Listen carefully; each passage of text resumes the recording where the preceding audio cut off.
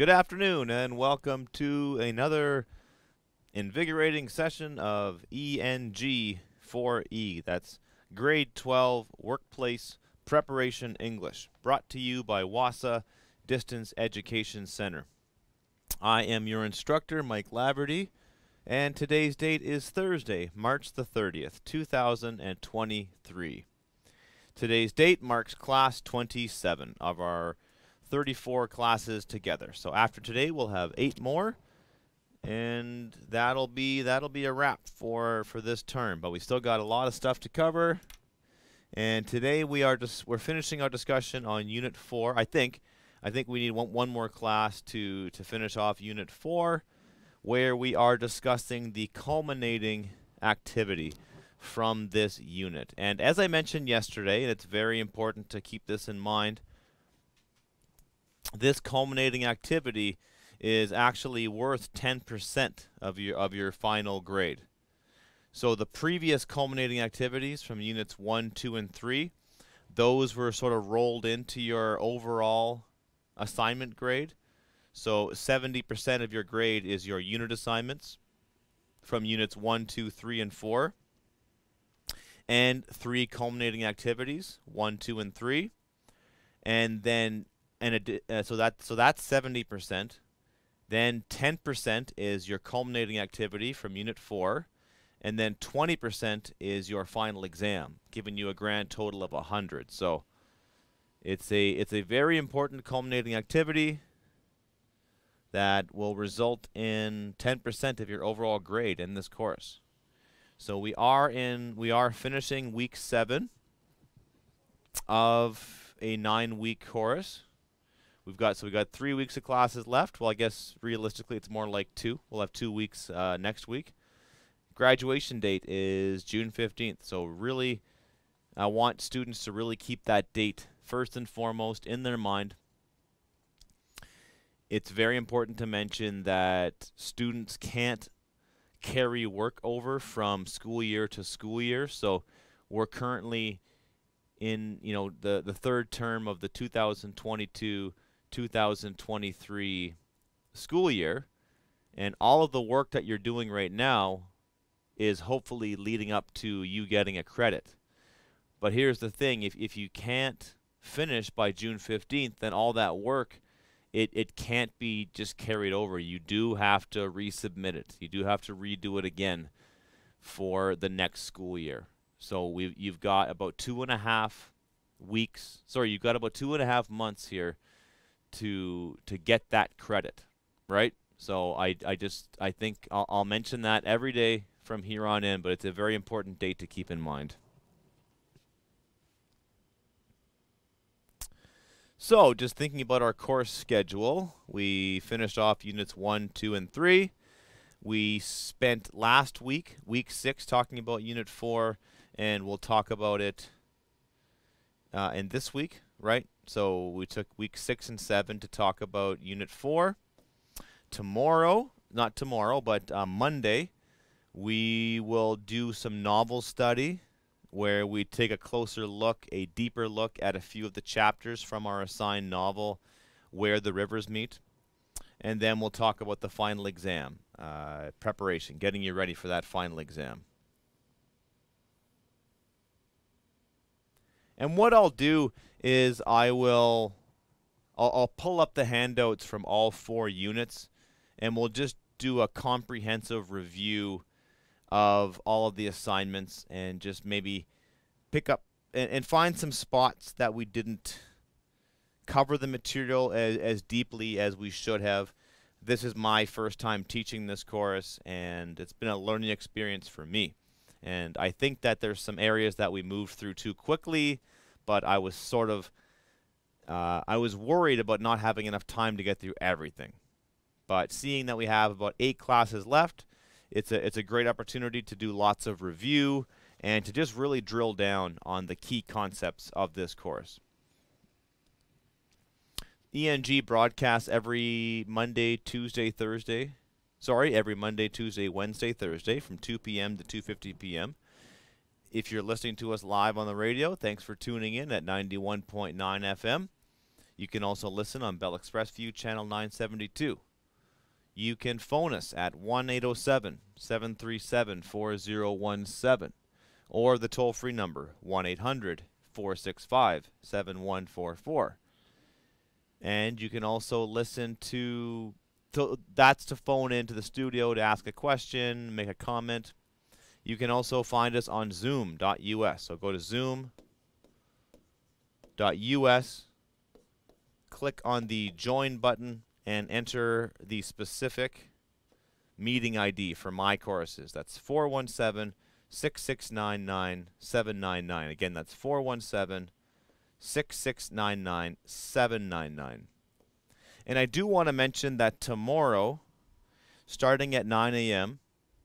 and going till 12 p.m. Central Standard Time, I'm going to have that Zoom link open. I'll be doing a Zoom meeting, and I'll be talking to students one-on-one. If anybody needs to ask questions and communicate with the teacher, and we're especially thinking about the students who are getting close to graduation, the ones who only need a few credits to get their diploma. We're just trying to pull out all the stops and help you graduate, and that's one of the methods that we're going to be using to reach out to students and give them the help they need and deserve. You can find all my videos on YouTube by searching for my channel. That's Laverty Wassa, Laverty space Wassa. If you just type in Wassa on the search button, you'll find other teachers at Wassa who have uploaded their content. So a lot of teachers here at Wassa are doing that, trying to make it as easy as possible for you to stay in touch. Not stay in touch, but to have access to the classes. You can email me directly at mlaverty@nnecschools.org or find me on Facebook or Messenger at Laverty Wassa, same as my YouTube. So add me as a friend on Facebook or send me a message. You can phone the Wassa building directly at 1-807-737-1488, extension 2211. And you can phone us toll-free at 1-800-667-3703.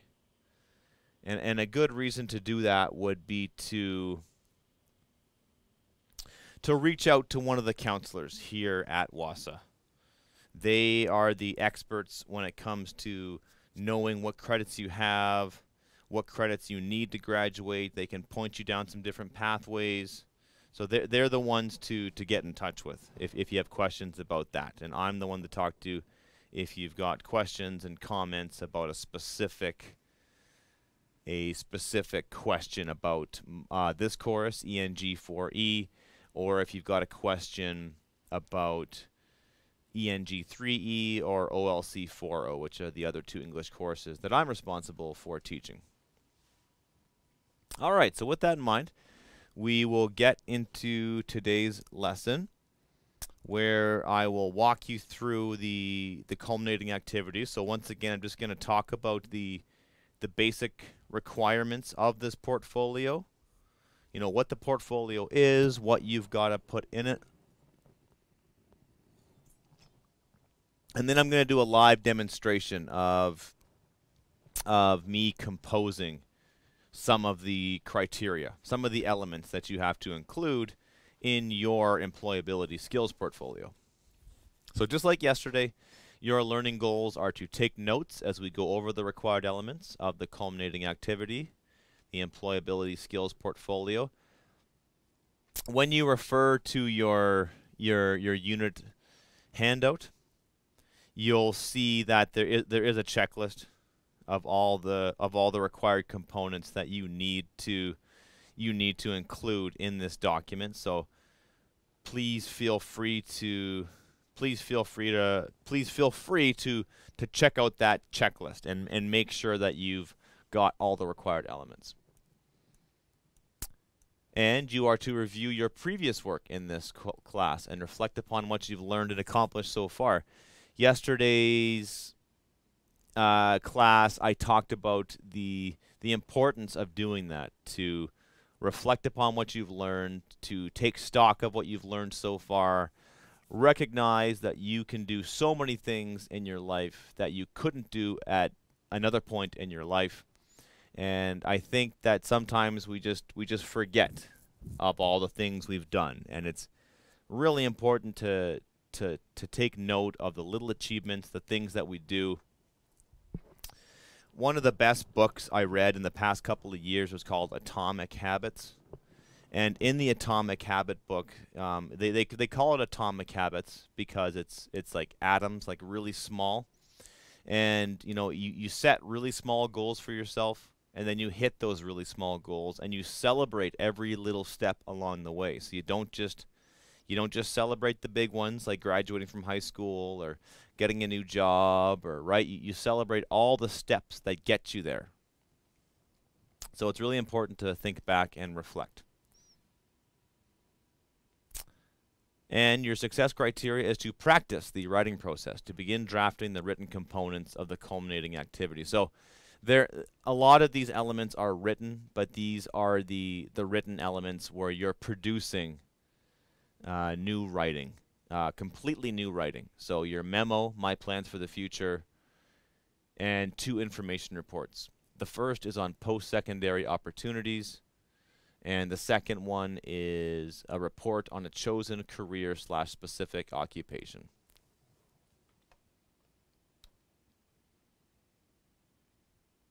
And before we jump back into that culminating activity, what I would like to do is I put up some quotes of the day related to starting new jobs, looking at new opportunities in your life, that kind of thing. Just the uncertainty of it all, and how we go about setting off on that new journey, and just sort of leaving the place that we're in now and going somewhere else. That's hopefully taking us to a better place, or just it's just the right place for us in this time in our life. The first quote is not attributed to anybody. It's a fine quote, but I couldn't find an author or a person who we can attribute it to. Is the person that we can say who wrote it. It reads, "Don't be afraid to start over. It's a brand new opportunity to rebuild what you truly want." And it is scary to start over. I spent a little almost exactly 10 years. When I think about the dates, I spent about 10 years working in the public library sector, and it was a job that I truly did love, and learned so much and did so many things that I'm proud of. And when I left that job to go back into education, I knew that teaching was what I wanted to go back into, but it was kind of scary to leave all these things that I knew. But it's been very rewarding, and there are days where I miss my old job at the library, and I miss being around the books and being around the people, and there's a lot of it that I do miss, so I got to be honest there. But I know that I made the right choice for me and my family, and now I've moved into teaching. But for sure, it was a bit nerve-wracking at times. Wayne Gretzky, of course, the highest point leader in NHL history, and often regarded as the finest hockey player who ever lived, said, "You miss 100% of the shots.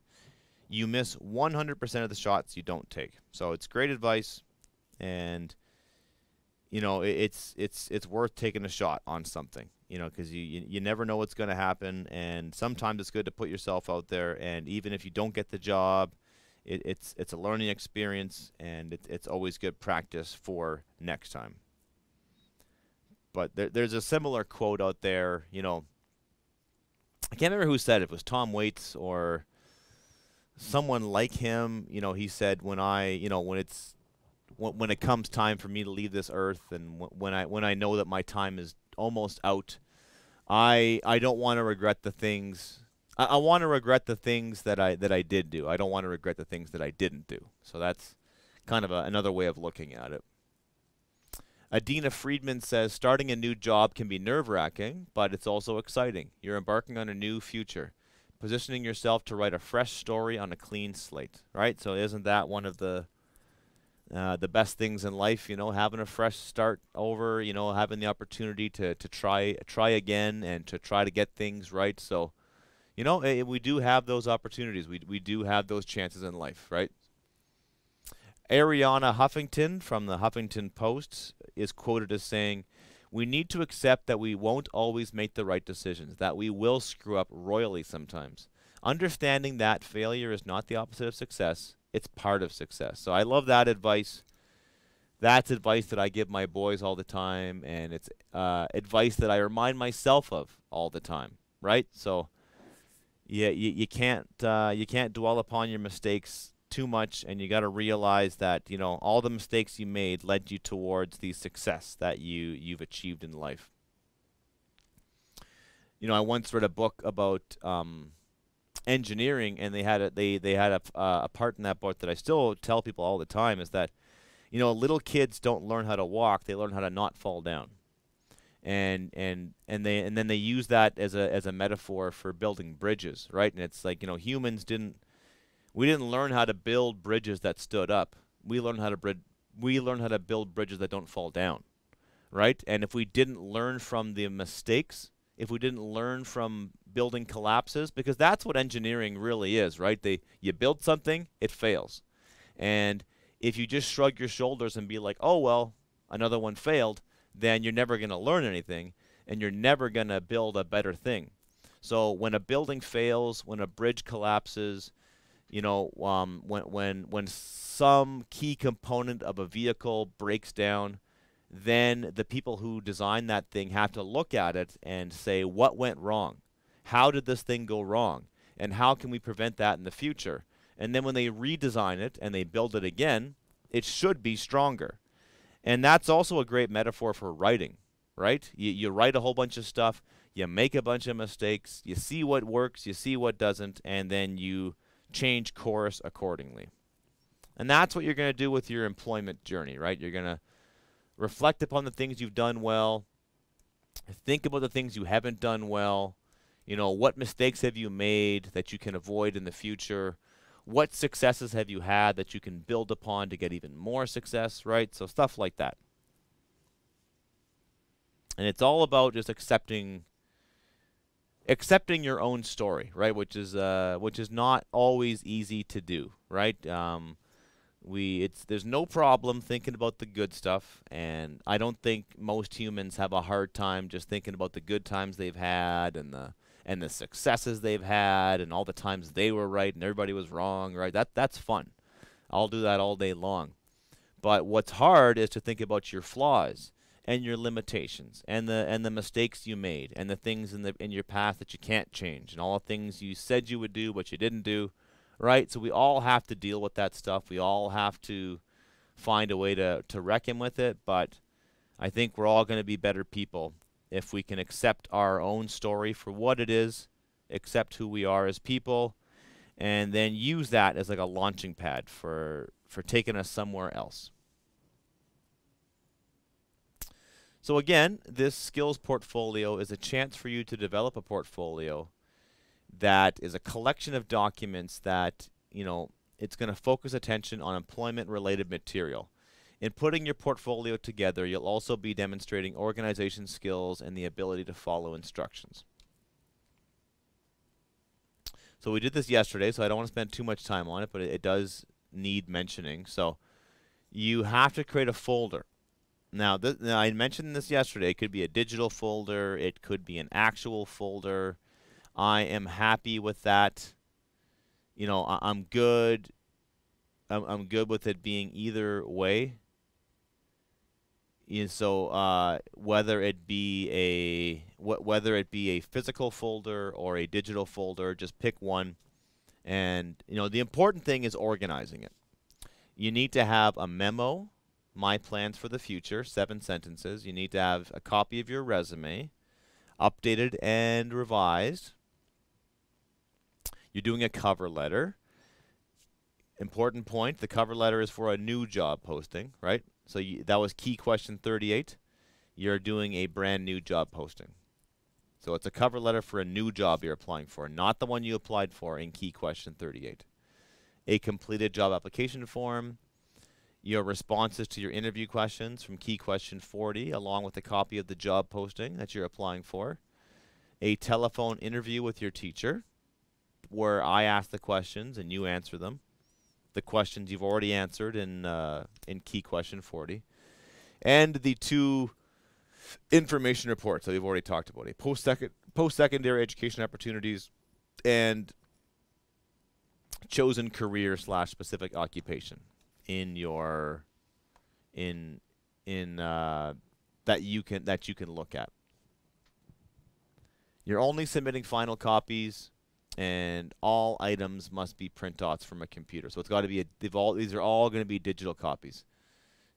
With the the application form might be a physical copy, and your interview answers are of course going to be on a phone call, but everything else should be a print off or a digital file. You will complete a table of contents as like a cover page for your portfolio, and then you will hit all of these requirements. So memo is 10 marks, resume is 10 marks, cover letter 10 marks, job application form 5 marks, interview questions 10 marks, the phone interview itself 20 marks, the first information report 15 marks, second information report 20 marks, and the neatness and overall organization of your portfolio is an additional 10 marks, giving you a grand total of 110 marks. And again, I'll remind you, those 110 marks are 10% of your final grade. So a very important assignment.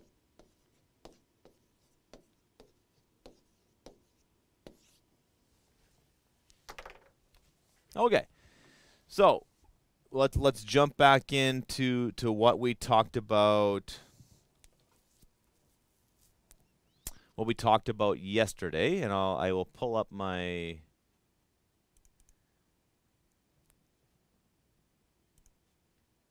documentation from yesterday. So we had, let's see, when did I do that? We've got the memo. So we started to do the memo, and then we also looked at the information report.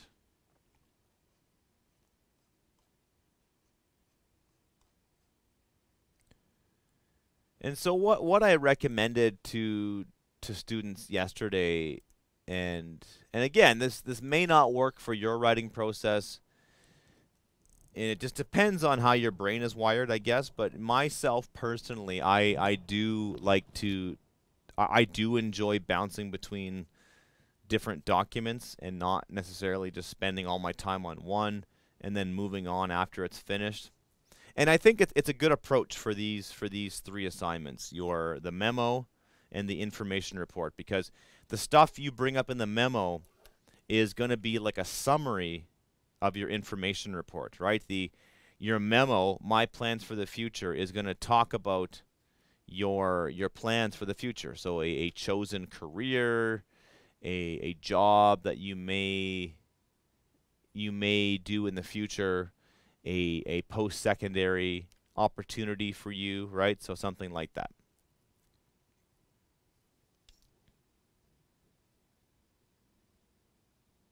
All right, so okay, so let's look at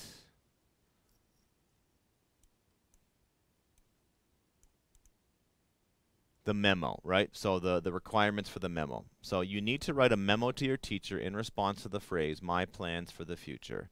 Your message will be a paragraph containing at least 7 sentences. So we talked about the formatting, and we've got to have at least 7 sentences. So if I go back to my memo, so I've got at the top of the screen, make sure I'm sharing that. At the top of the screen, I got the word memorandum. You could also just use the word memo. The date is March 29th. I'll update that to today's date. Why not? March 30th, 2023. It's coming to Mike Laverty at, well, let's change that. It's not going, yeah, it is. It's to Mike Laverty. I guess I am the recipient here. And let's just do, let's just say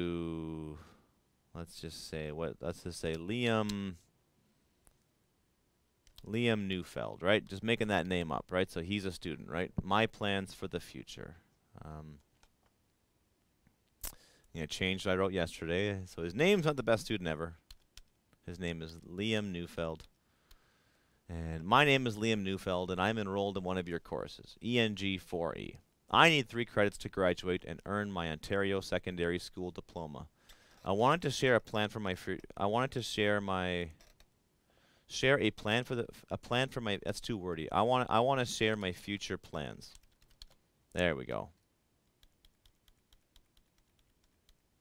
I want to share my future plans with you in the hopes that you can offer me some guidance. Right. So that's like, I'm happy with that as the first part of it. And then my second paragraph, well, this is where I have to say, you know, a post-secondary opportunity. I'm going to put brackets to myself. Need to find a program. And this is where a perfect chance for me to just jump into my next assignment that I can talk about. So a post-secondary opportunity and a chosen career or job posting I saw. And again, my comments to myself are need to find one. And I'm using the yellow highlighter to identify things that I will change. And sometimes what I do is I like to write myself, you know, sentence on that. I need a sentence on this to make this work, right? And then I need to end with a clear closing call to action, right? So please respond by sending me an email. And let's see, I can just say lneufeld@gmail.com, which is probably a real email address. Please respond by sending me an email with your thoughts on my future plans.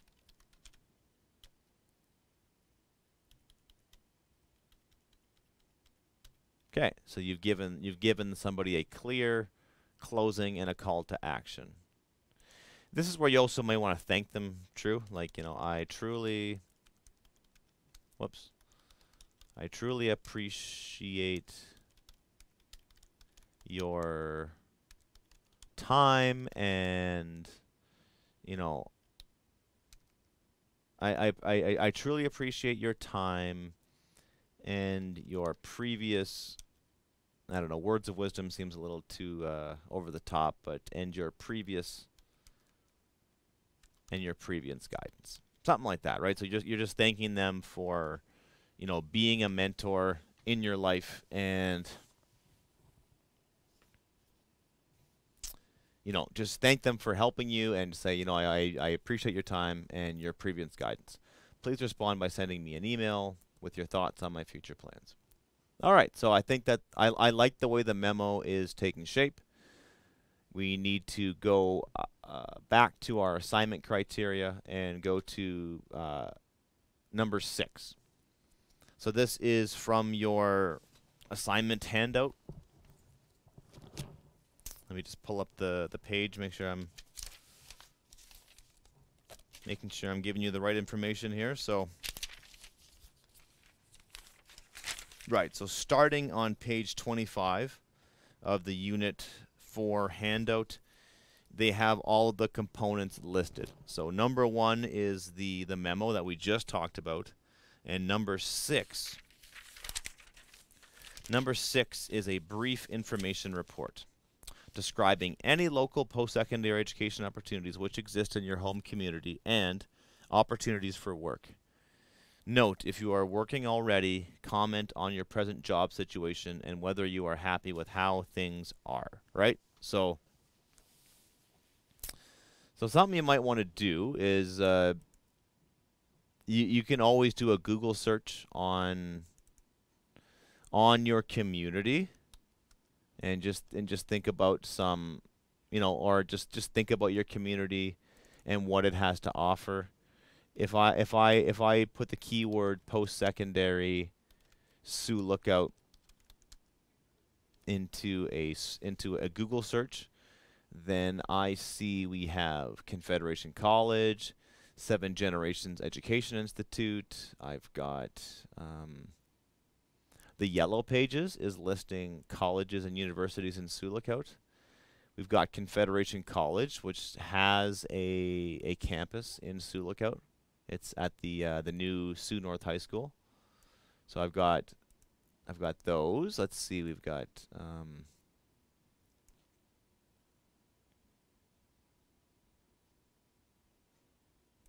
of course, you got NNEC. We don't offer any post-secondary education. Ah,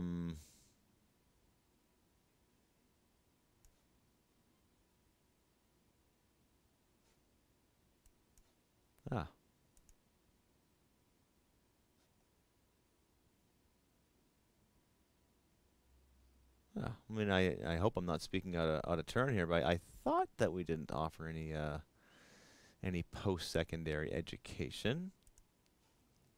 But we do have a partnership with Confederation College, so that's we have a dual credit program, right? So yes, that is correct. So NNEC does offer access to post-secondary programs, right? So I think that's probably enough for that. Just given what I had looked at there. So I've identified some. I've identified some post-secondary opportunities in my community. And if I go back to that's my memo. I want to go back to my report.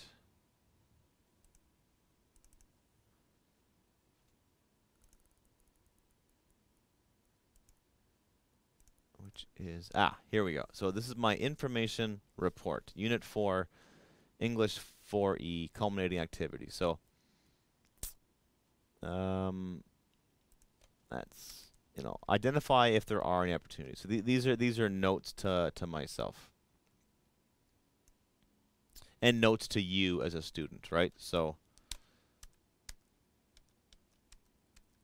there is Confederation College. There is the Seven Generations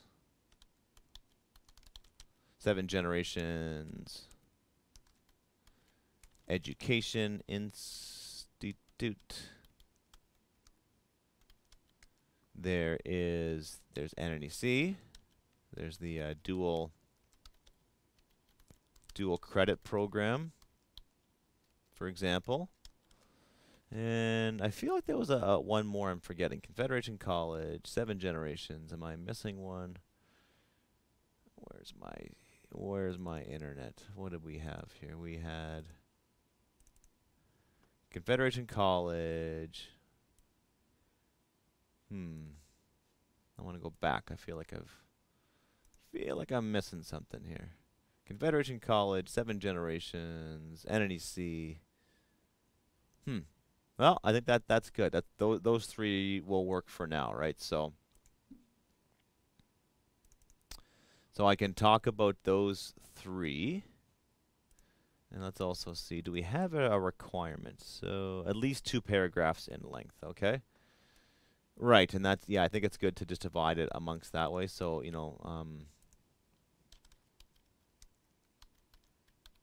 paragraph 1, because these two subjects should be dealt with in more or less the same amount of space. So paragraph 1 is about post-secondary opportunities in your community. So you can talk about Confederation College, Seven Generations, and paragraph 2 will be about job opportunities in my community. And then, this is left over from the memo assignment. So what I'm going to do is I'm going to make a new document. And we're going to call this one. This one's also an information report. But this is this information report is about, you know, this one's going to be about a chosen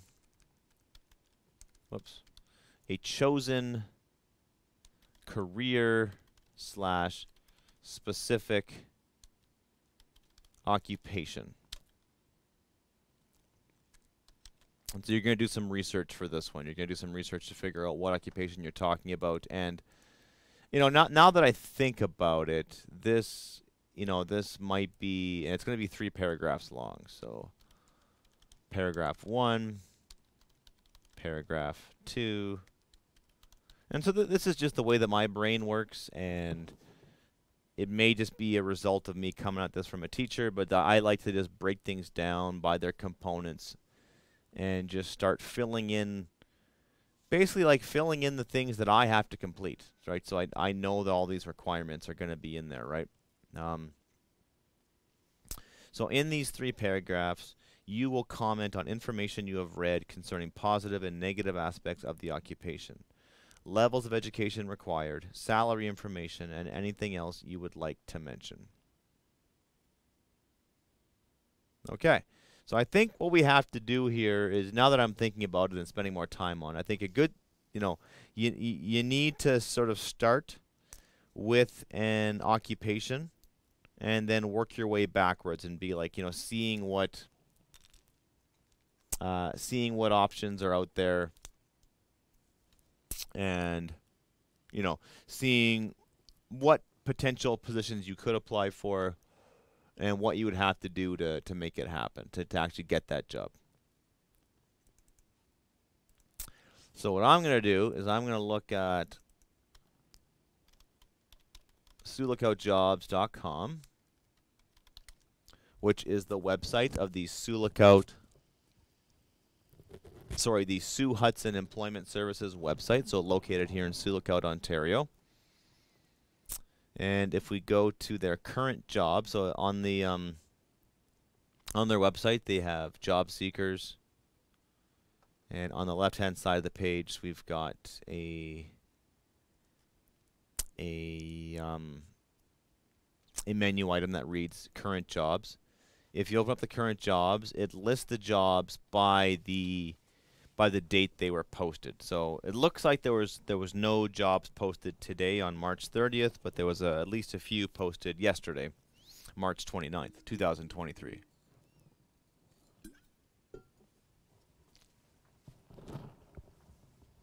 We have a policy analyst with the Sioux Lookout First Nations Health Authority. We've got a communication administrative assistant, a mental health counselor with the Ontario Mental Health Society. So that's something that I'm interested in, right? So mental health counselor. What do we need to be a mental health counselor? So that's a salary range of $73,000 to $94,000 per year. So that's quite a big range. Probably depends on your qualifications. So you need a master's or a bachelor degree with a major in counseling psychology. So yeah, not that you can't, but that requires you to go to university. So for the purposes of this assignment, I'm going to think about a job that requires me to go to college. You know, because I'm thinking about an opportunity I can do like right here in my community. Substance abuse controller, I imagine that's probably the same thing. Project manager, kitchen assistant, registered ECE, childcare worker, cultural coordinator, Pelican Falls First Nations High School. Let's see here. Dietary aid, I think we looked at that one last week. EMS scheduler, payroll clerk. Let's find a good one. Kinesiologist, rehab, personal support worker. Okay, let's have a look at that one. And we need a personal support worker certificate or equivalent required. All right, so I've noted that there's a a job posting for a personal support worker working in the ECU. That's the extended care unit of the William George Extended Care Facility here in Sioux Lookout, and it looks like I'm going to need a personal support worker certificate. So what I'm going to do is I'm going to copy and paste this job posting, and I'm going to put that into my report. So job opportunities. So I could talk about Sue Hudson Employment Services.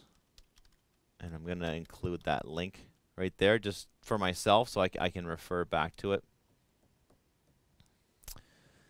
And then with that in mind, I'm going to go back to my browser here, and I'm going to pull up the Confederation College website.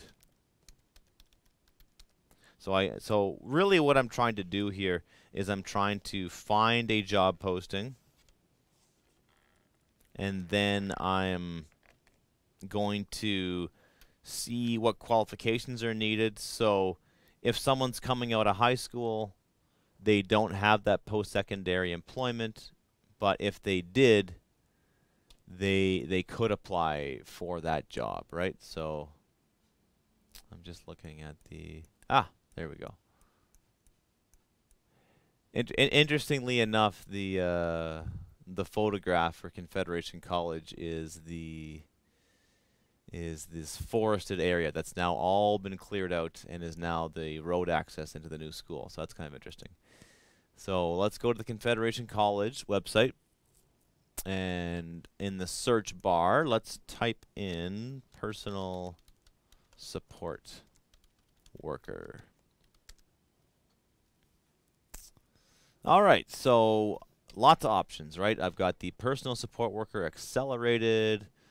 I've got the personal support worker asynchronous, winter start, fall start, part-time, living classroom. Wow, there's a whole bunch of stuff here. So I'm going to look at the full-time programs that I can apply to. Let's have a look at this accelerated one. So that's a winter start, and you have up to 3 years to figure it out. Welcome to Confederation College. Thank you for choosing this personal support worker program. So which personal support worker program option is right for you? So we've got the fall intake. It's a one year, 2-semester program with personal courses, labs, and clinicals. You've got the mainstream, a 1-year, 2-semester program with in-person courses, labs, and clinicals. This delivery of semester 2 is condensed in hours per week as opposed to the fall intake. You must reside in the Thunder Bay or surrounding campuses. Yeah, I'm not sure if the Sioux Lookout program, if I can do this program in Sioux Lookout, right? So even though Confederation College does have a campus here in Sioux, I've got to figure out. Oh, there we go. So travel is required to Thunder Bay or one of our northern campuses. So we have the PSW Distance Education Accelerated Pathway.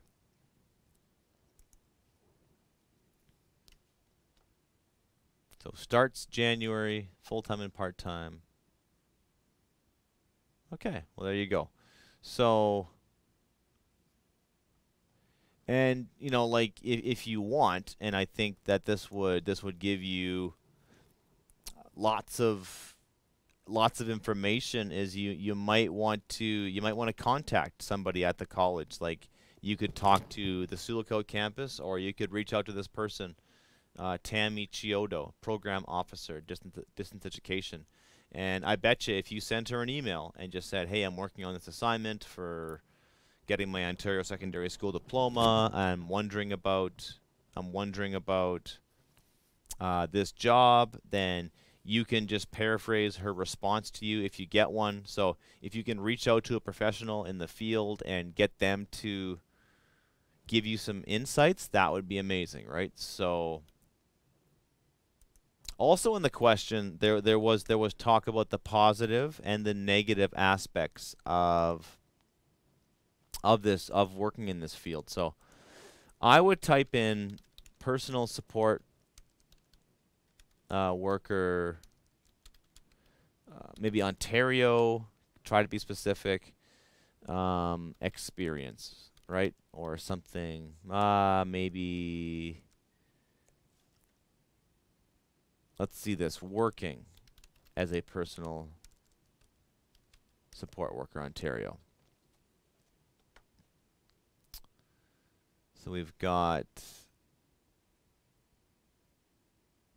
an article by the ontariocolleges.ca.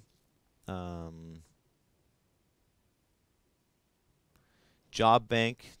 We've talked about the government job bank before. This is the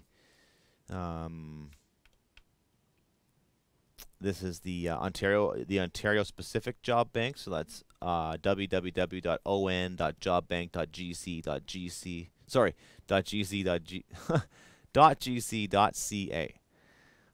Let's see here. So they've got. So this is really useful too, right? So I would suggest doing this, looking at the Ontario Job Bank or the Government of Canada's Job Bank site. So note that these outlooks are based on the 2016 version. So they say the outlook for the next 3 years. So is that right? 2016? That's pretty dated. We have updated our page to reflect the transition to the 2021 version of the National Occupational Classification. Right, so for the next 3 years, so 2022, 2023, and 2024, they've listed the job prospects as very good. The employment outlook will be very good for home support workers, housekeepers, and related occupations. Yeah. What are the main trends? Greater demand on the healthcare system because of the COVID-19 pandemic. The growing and aging population will increase demand for workers to help out seniors, persons with disabilities, convalescent clients in a home setting. So there you go. So you've got a comprehensive report that says,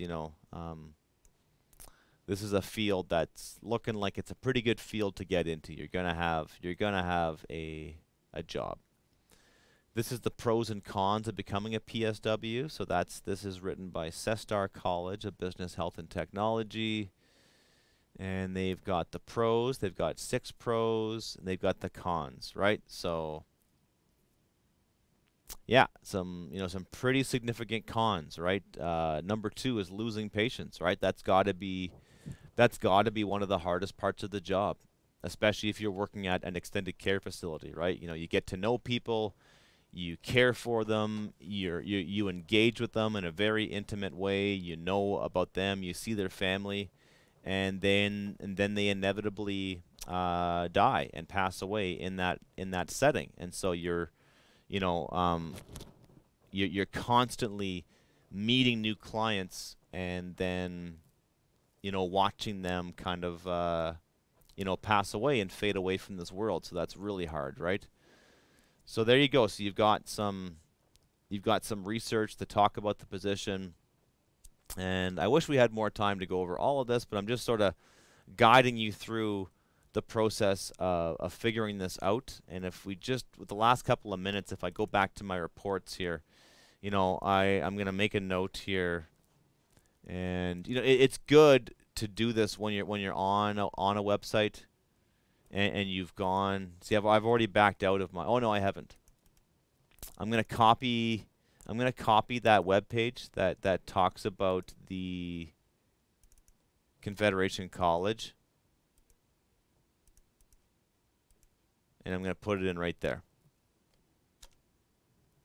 And then one last thing, if I go back to my original memo that I was talking about, that's where I might want to put something in here, right? Like, I am considering a career as a personal support worker. Right? And then you could just briefly mention a potential program you could take, the timelines for that program, and then even share the job posting that you could do. And then in the other job posting, that's where you're talking about.